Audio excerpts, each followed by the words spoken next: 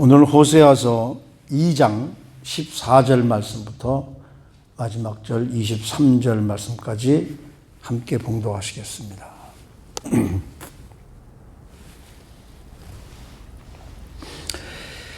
그러므로 보라, 내가 그를 타일로 거친 들로 데리고 가서 마을로 위로하고 거기서 비로소 그와 포도원을 그에게 주고 아골골짜기로 소망의 문을 삼아주리니 그가 거기서 응대하기를 어렸을 때와 애굽 땅에서 올라오던 날과 같이 하리라.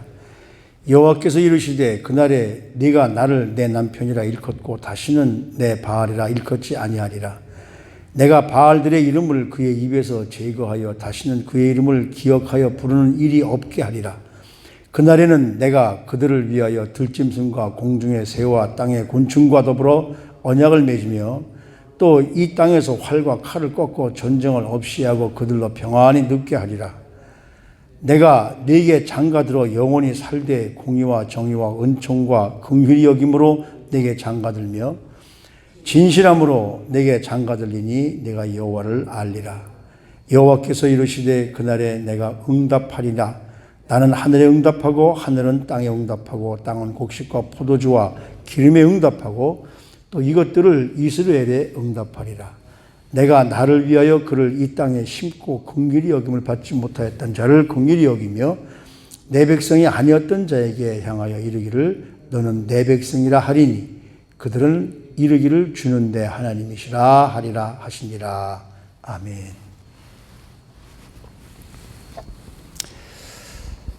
하나님을 떠난 자들을 향해서 하나님이 회복시켜 주시겠다.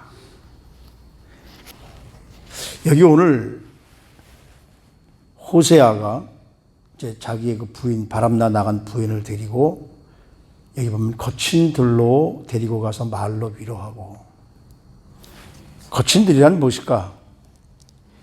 이스라엘 백성들의 초기 역사를 의미합니다. 이스라엘 백성들의 초기 역사는 바로 애굽에서 출애굽한 그 광야의 역사죠. 그 광야를 상기시켜서, 다시 말하면 이 말씀은 뭐냐면 세속을 버리게 하고 하나님의 말씀을 지키고 돌아오게끔 하는 것. 그래서 하나님이 호세아를 시켜서 바람다 나간 아내 고멜을 데리고 하나님의 말씀으로 새롭게 해서 이제는 회복시키라는 말씀입니다. 다시 말하면 이스라엘 백성들이 하나님을 버리고 우상 숭배 때문에 지금 엄청난 고난을 받고 이제 앞으로 이 북이스라엘 왕국이 먼저 멸망할 텐데 빨리 돌이켜야만 하나님이 그들의 모든 것을 살려주시겠다는 말씀이에요. 그래서 그때 가면 비로소 그의 포도원을 그에게 주어 아골골짜기로 소망의 문을 삼아주리니 그가 거기서 응대하기를 어렸을 때와 애굽 땅에서 올라오던 날과 같이 하리라. 이게 무슨 말씀일까요? 아골골짜기로 소망의 문을 삼겠다. 아골골짜기가 우리가 잘 알지 않습니까? 여호수아서 7장에 보면 40년의 광야 생활을 마치고 하나님이 약속한 가나안 땅에 들어가서 가나안 정복을 시작하시는데 제일 첫 번째 싸움에서 하나님이 여리고성을 하나님의 능력으로 무너뜨리십니다. 근데 하나님이 뭐라고 그러셨냐면 여리고성에 있는 물건을 하나도 너희들은 만지지 말라. 그건 모두가 내 것이다. 그런데 어떻게 했습니까? 거기에 아간이라는 사람이 하나님의 물건을 도적질했죠. 그래서 이 아골골짜기에 아간과 그의 아내와 자녀들과 그들의 모든 소유를 아골골짜기에 내려가서 돌로 치고 불태워 다 죽여버립니다. 그랬을 때에 하나님이 이 이스라엘 백성들을 용서하시죠. 그러면서 뭐라고 그러냐면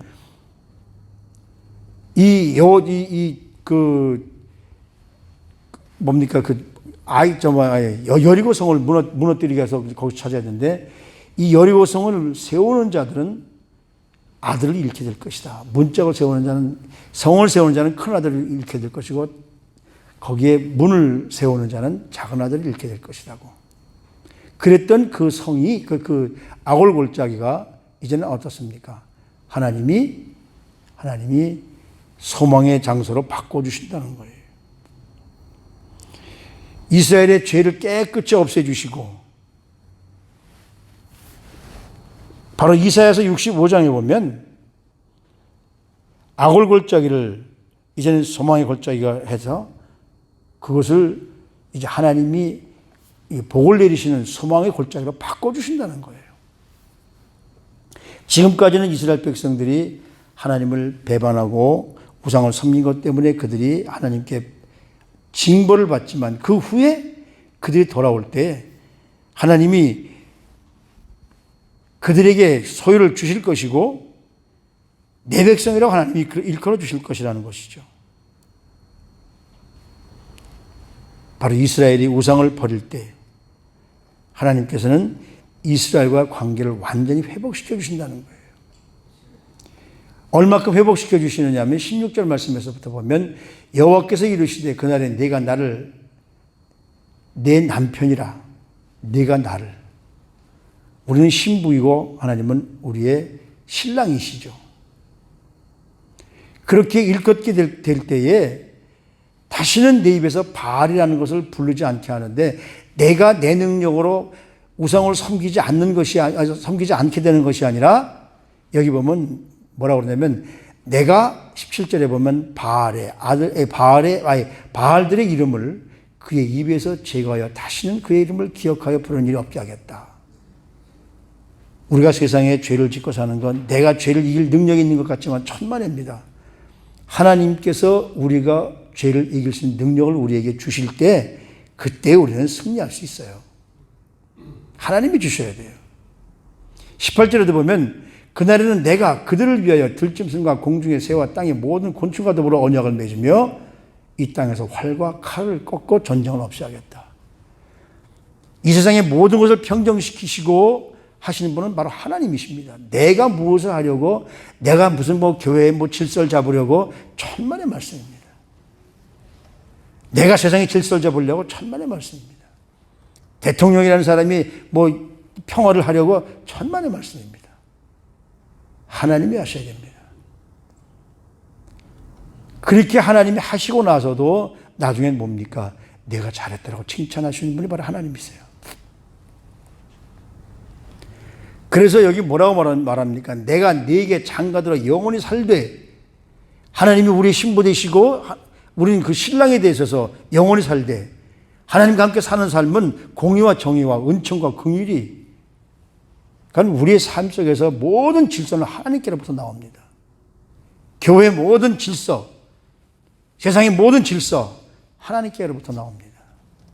내가 무엇을 하나님을 대신해서 하려고 한다는 생각은 버리십시오.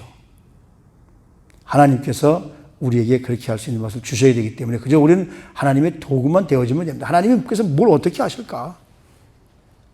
이 말씀을 보면서 내가 나설 것이 아니라, 우리가 나설 것이 아니라 그저 참고 하나님이 역사하시도록 우리는 기도하는 것이 최선의 방법이구나. 그래서 하나님이 뭐라고 말씀하시냐면 진실함으로 내게 장가들리니 내가 여호와를 알리라. 하나님을 아는 것이 우리에게 가장 큰 힘이에요. 하나님을 아는 것. 예레미야서 31장 34절 말씀에 보면 그때 가면은 형제들에게 가서 이르기를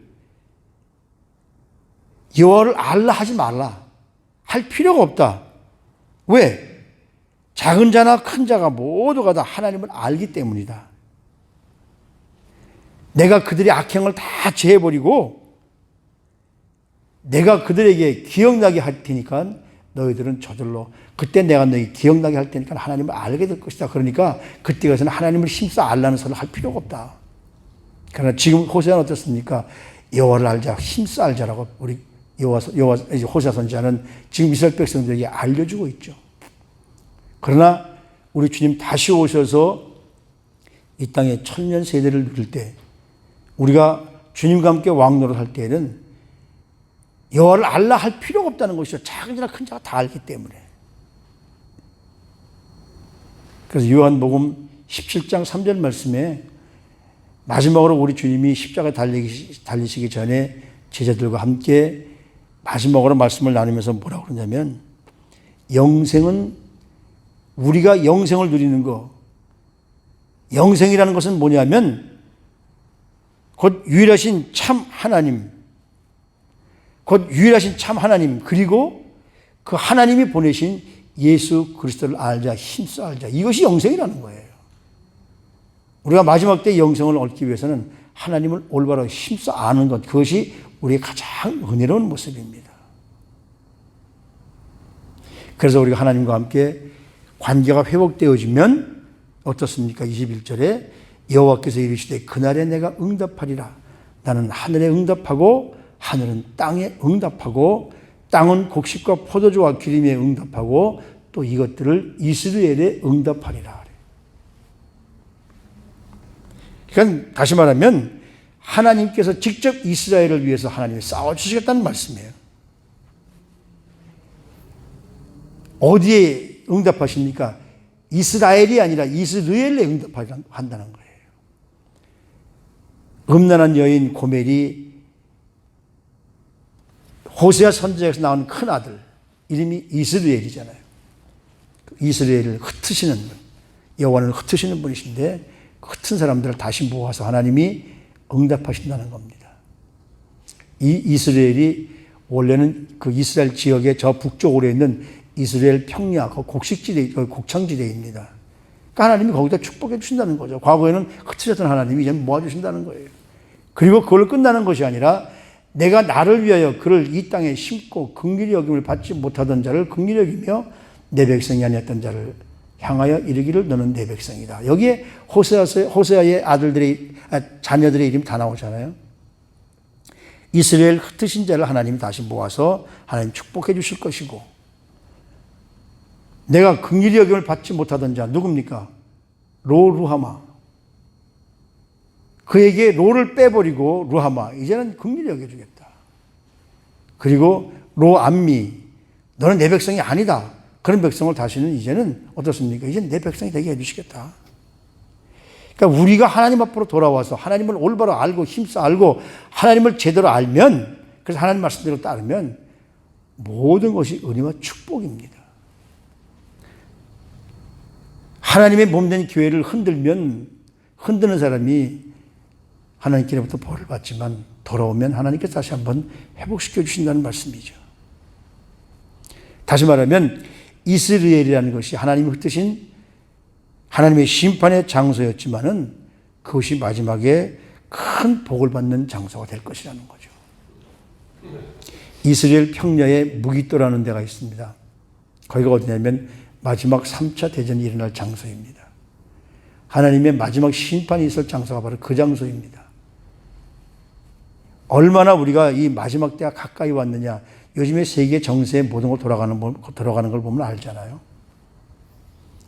하나님이 우리에게 가까이 와 계시기 때문에 우리가 하나님 말씀을 듣지 않고 하나님 말씀대로 살지 않고 고멜이라는 여인처럼 남편을 버리고 남편 된 하나님을 버리고 내 마음대로 살면은 하나님이 흩어버리실 것이지만 그들이 회개하고 돌아오면 거기가 축복의 장소가 될 것이고, 하나님을 멀리하고 도망다니면 우리는 하나님의 백성이 아닌, 하나님의 긍휼을 받지 못하는 그런 하나님의 백성이 아닌 것으로 인정받지만, 하나님께서 돌아오시게 하셔서 하나님께서 우리 함께 하실 때는 아닌 것을 로를 다 빼버리고 루하마 암미를 바뀌게 된다는 것이죠.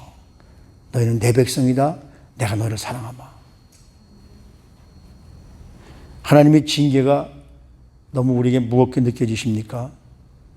그러나 하나님의 징계, 우리가 힘든 징계를 받는 것은 하나님이 나를 사랑하시기 때문에 징계를 주시는 것이죠.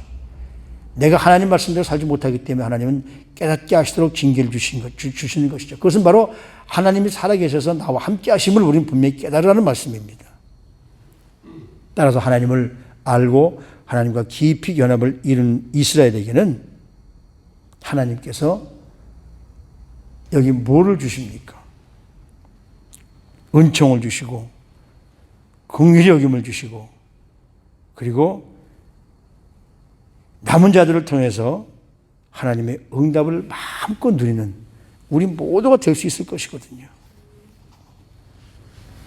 그러니까 우리 모두는 바로 하나님이 함께 하시는 하나님의 은총 속에 모두 거하는 저와 여러분들이 되기를 바랍니다. 그것이 바로 우리가 이 땅에서 살아야 할 이유이기도 한 거예요. 어떤 크리스찬이 갑자기 몸이 아파서 병원에 가보니까 좀 심한 중병에 걸렸습니다. 근데 그 중병에 걸려서 점점 몸이 자꾸 아프다 보니까 이분이 점점 하나님의 사랑을 점점 잃어버리게 돼 있어요. 내게 하나님 사랑하는 것이 점점 없었구나. 그래서 하나님을 사랑했던 그 모습을 좀 되찾기 위해서 자기 친구에게 가서 좀 고민을 털어놓았습니다. 점점 하나님이 내게서 멀리 가시는 것 같아. 그랬더니 그 친구가 이렇게 얘기합니다. 내가 지금 집에 돌아가면 제일 먼저 반기는 내 귀여운 아기를 무릎에 안고 그 아이의 그 나를 향한 두 눈을 바라보면서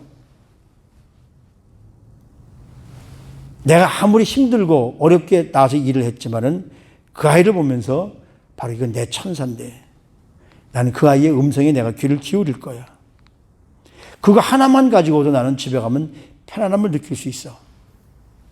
왜냐하면 가장 내가 사랑하는 것이 우리 아이이기 때문에. 그런데 이렇게 한번 생각해 보자고. 내가 어느 날 고통스럽고 힘든 일이 있어서 내가 그 집에 들어가서 그냥 푹 쓰러져 누워 있는데 그 아이는 내 옆에 왔다가 내가 힘들어 누워 있으니까 그냥 가서 자기 할 일을 하고 다녀. 혼자만 즐겁고 떠들고 다녀. 그런다고 해서 그 아이가 내게서 미운 아이일까? 세상에 모든 걸 다 준다고 해도 절대로 그 아이를 바꿀 수 없는 내 사랑하는 자녀 아닌가? 나는 절대로 아이를 포기할 수 없네. 그러면 다시 한번 생각해 보자고. 아기가 나를 사랑하는 게 먼저일까? 내가 아이를 사랑하는 게 먼저일까? 우리 아이가 나를 사랑하기 때문에 내가 아이를 사랑해 줘야 되겠지 생각할까? 아니면 그것과 관계없이 내가 아이를 사랑할까? 그 아이가 나를 사랑할 때까지 기다려야 될까? 아니면 내가 먼저 다가가서 그 아이가 나를 쳐다보는 것 같지 않다 하더라도 그 아이를 먼저 사랑해 주는 것이 맞는 걸까? 그때서야 그 크리스찬은 먼저 아팠던 사람은 그때서야 깨달았습니다.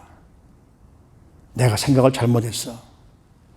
내가 하나님에 대한 사랑? 아니, 그거보다도 하나님이 나에 대한 사랑이 먼저야.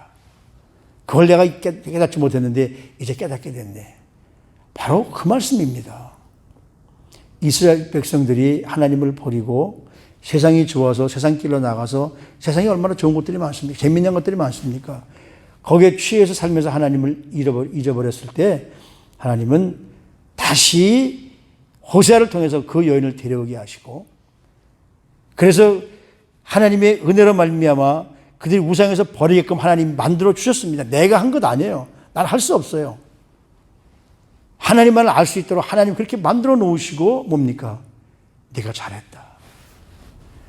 우리가 출애굽기를 읽어보면 모세가 하나님이 쓰임받기까지 뭐라고 합니까? 처음에 모세, 40년 전에 모세는 내가 할 수 있다고 생각해서 한 일이 고작 상대방 살인 하나 한 겁니다. 내 하나님을 만나고 40년 후에 와서 내가 무엇을 할 수 있겠습니까? 나는 못합니다. 하나님이 모세를 3번씩 너는 할 수 있다. 네가 해야 된다라고 말씀하실 때 그렇게 하나님이 모세를 세워놓고는 뭐라고 그래요? 히브리서 11장에 보면 모세의 믿음이라고 말씀하십니다. 내가 가진 믿음은 내가 가진 믿음이 아니라 성령께서 나에게 믿을 수 있도록 주신 믿음입니다. 우리 그 믿음을 가지고 살 때 하나님은 내 믿음이라고 칭찬하시면서 우리의 삶에 축복해 주실 겁니다.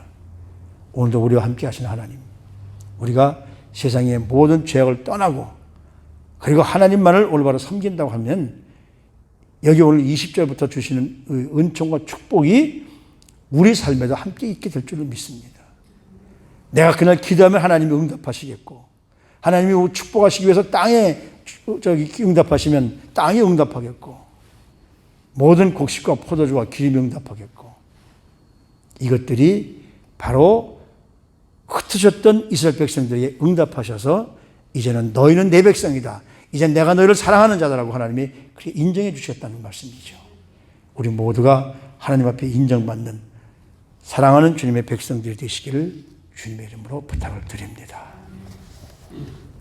하나님, 고통 가운데 있을 때 절대로 하나님을 원망하지 않게 하시고 내 감정을 다스리면서 죄를 범하는 그런 불신앙의 태도를 갖지 않을 수 있도록 하나님, 우리 사랑하는 성도님들에게 힘주시고 능력 허락하여 주시옵소서. 하나님의 신실하신 사랑 가운데 거하기를 소원합니다. 하나님은 우리가 죄를 짓고 도망갔을 때에도 끝까지 따라오셔서 우리를 하나님의 자녀로 삼아주시고 변화시키는 분이 하나님이심을 다시 한번 깨닫습니다. 모든 고통에는 뜻이 있습니다. 고통을 통해서 우리를 세우시고자 하시는 하나님의 놀라운 능력을 경험하면서 오늘도 나에게 고통을 주셔서 나를 하나님을 알게 하시는 하나님 앞에 감사할 수 있도록 우리 사랑하는 성도님들 한 분 한 분을 축복해 주시옵소서.